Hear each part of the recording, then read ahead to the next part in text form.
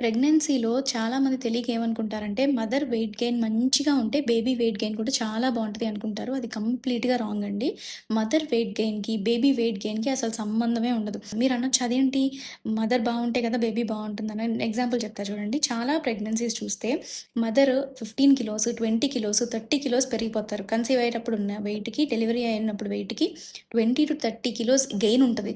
కానీ baby 3 kilos, 3.5 కిలోసే ఉండొచ్చు.